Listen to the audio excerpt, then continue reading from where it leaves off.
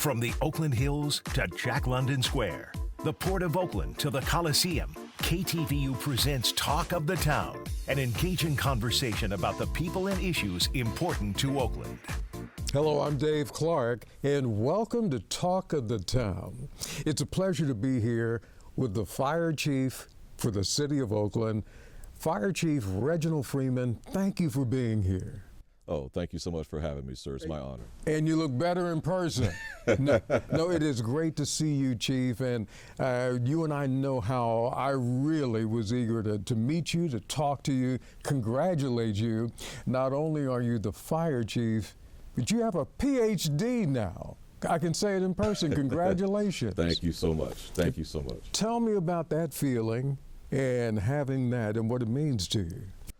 Well, I got to tell you, David, it felt like purgatory. It is absolutely the hardest thing I've ever done in my life. And it was a total of 7 years that I was studying. Wow. The dissertation phase is absolutely the most challenging.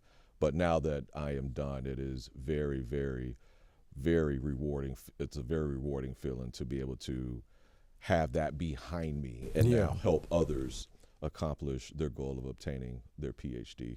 You know, part of what I want to do with Talk of the Town is feature people who are accomplished like you, who've done great things that should be applauded, and people who look like me. It means a lot to have a leading African-American man in a key position and is a great person too. And I applaud you for that. Thank you so much. So how does it feel to be the fire chief in the city of Oakland? You know, it's a very rewarding and humbling feeling. You know, the city of Oakland has its storied legacy and history, and so does the Oakland Fire Department. And I certainly do not take for granted the privilege that I have to be able to serve the members of the Oakland Fire Department as well as our great residents here in the town. So talk about your career. You've moved through the South, you've been in the West. Right. Tell us the East Coast. That's right. Explain where you're from and how you got here. That's a great question. So I took a very unorthodox route to where I'm at today, and a large part of that is because my career started in Mississippi. So I was born in Shreveport, Louisiana, the boot as we call it. And my father, he was in the military. So that's when he met my mother for the first time at Barksdale Air Force Base in Bossier City. My mother was from Shreveport, and we moved around every 3 years as he went through his Air Force career. So he ended up retiring in 1997, Langley Air Force Base out of Hampton, Virginia. We moved to Biloxi, Mississippi. My father is from Indianola, Mississippi, in the Delta. My grandfather was a sharecropper. So my father, before school, would be in the cotton fields with his father, tending to the cotton. Wow! So I get my work ethic from my father. Yeah. And so he retired in 1997. I was a junior in high school. That's when I first met my wife.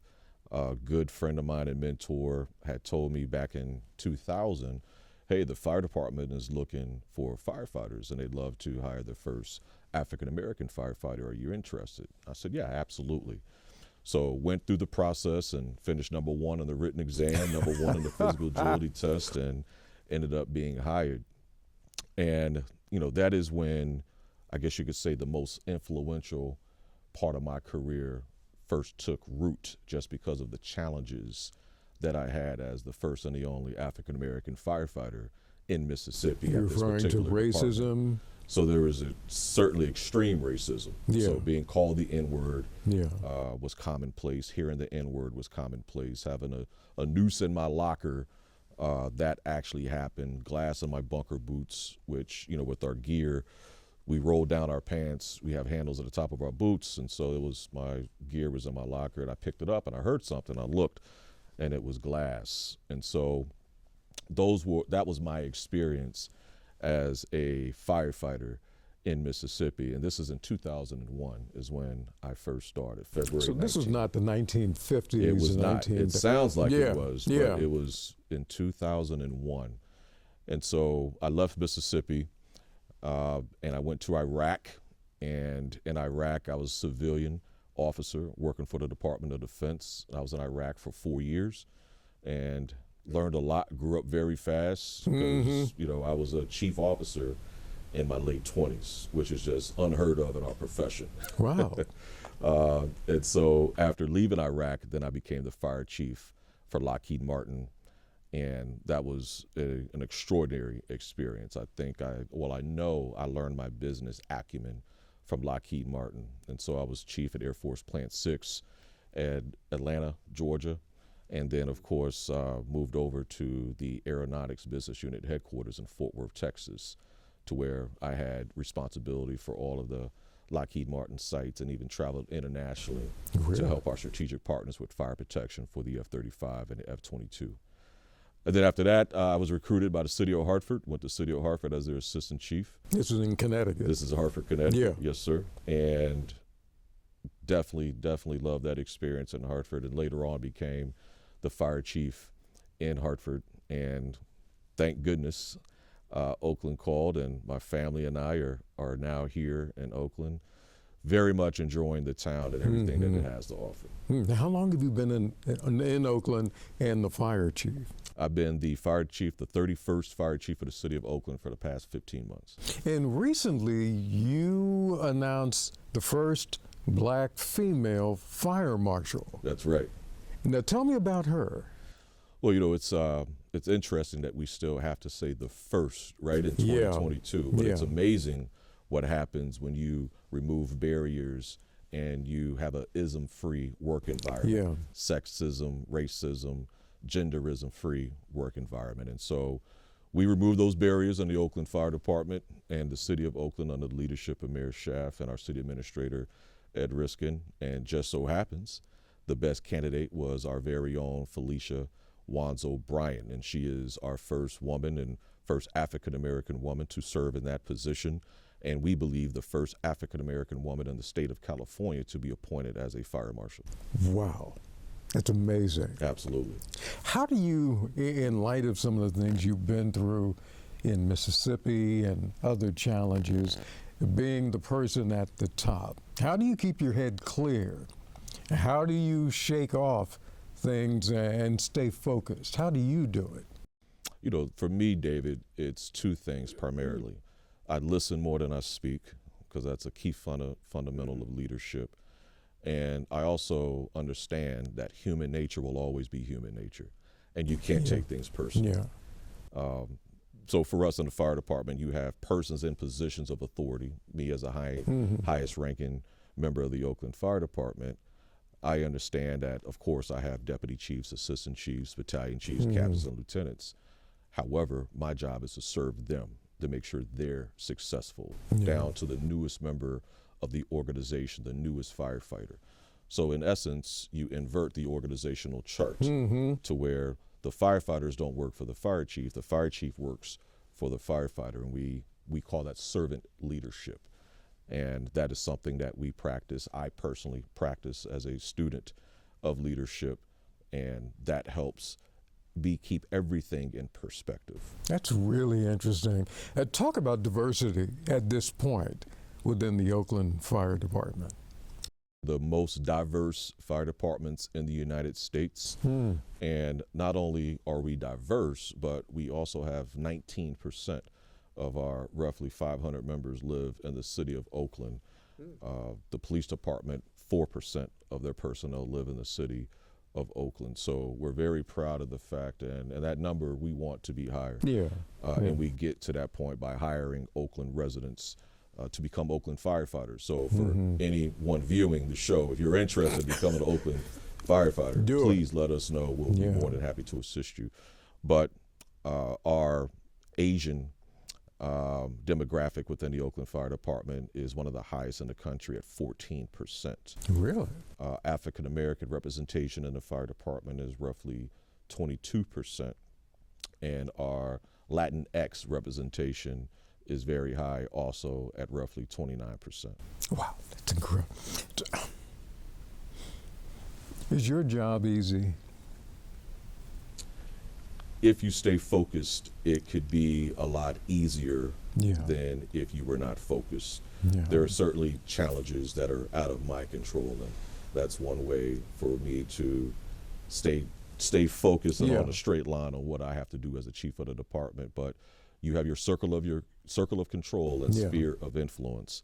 So for anything that is outside of my circle of control, I just try to influence those persons who have those responsibilities and can dictate my success or our success as the fire department. But I stay in that sphere of influence. Yeah, that's where the magic happens. And so it's not easy. However, through strategy and through relationships, it could be easier if you were not to embrace those fundamentals. So you understand politics too? Unfortunately, yes. Yes, you do. One of the things you said before we went on the air, you were talking about in other cities where you've been in and where you've worked, the media would reach out to you and you interacted with them a lot. Sure. That did not happen or has not happened as much yet here in Oakland.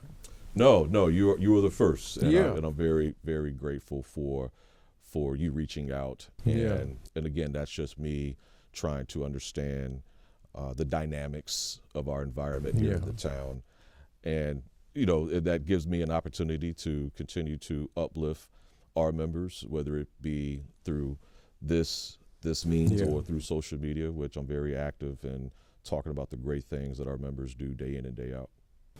Talk about, I want to talk about some other things, but I can't get around the fact it's fire season. That's right. What is your life like preparing each day and different things that we have to deal with and the unpredictable things that may still happen? Sure. Fire season. Sure. So first and foremost, I start off on my knees praying that we don't have a fire in the hills every day. Yeah. We did have the tragic fire back in October 1991, the Oakland Hills Fire, where we lost 25 members of our community. And so we are focused on ensuring that we are as proactive as possible to make sure that does not happen again on our watch. And if there is a fire for whatever reason, that we would respond in an expeditious and coordinated manner individually as the Oakland Fire Department, as well as in concert with our mutual aid partners throughout the region and the state. And so we are now coming up at the end of our initial inspections. We have roughly 24,000 inspections to do in our high fire severity zones for the homes in that area. And I am happy to report that right now we have roughly 92% on the initial inspections, and we only have approximately 600 inspections to do before we complete all 24,000. So picking up where we left off of last year as far as high compliance and completions of inspections. And interacting with people, you think that's the key to? Absolutely. You can't just send a mailer or send an email. You have to interact with individuals in the community on a individual basis, home by home, but then also through neighborhood association groups and partnerships with nonprofit organizations. You're a gifted man, a good-looking man. You speak well. You are an obvious leader. How do you think that's important for people to see, not only people who look like you and me, but others to say, oh, he's the man? How important is that for you?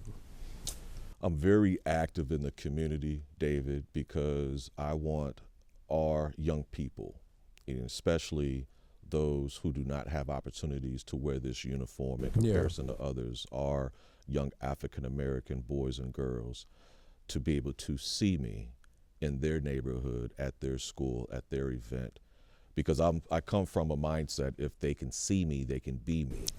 And that's why the appointment of Chief Wanzo Bryant was so important as our fire marshal, as a woman, because if little girls can see her in that position, they know that they have an opportunity to do the exact same thing or accomplish any goal or dream that they have. And so me as the fire chief for the city of Oakland, my job is much more than just managing and leading the fire department. My job is to be present. My job is to be engaged. My job is to be very intentional with my interactions with the community, because for all the reasons that you mentioned, it is important for our residents, and it's important for our youth to be able to see someone who looks like them, and for me to communicate the opportunities that present themselves with the Oakland Fire Department or even public service in general. And also to put more meat on this, how important is your family? It is everything to me. My family is everything. And, and I talk to members of our team. Yeah. I tell them my priorities are very simple. God, my family, and then the Oakland Fire Department. In that order. There you go. In that order. We all have things come up in life. Yeah.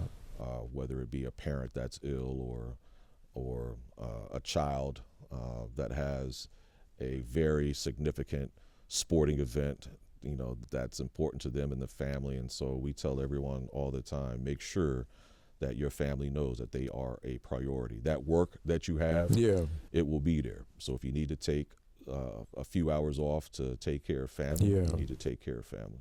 And that's coming from the top.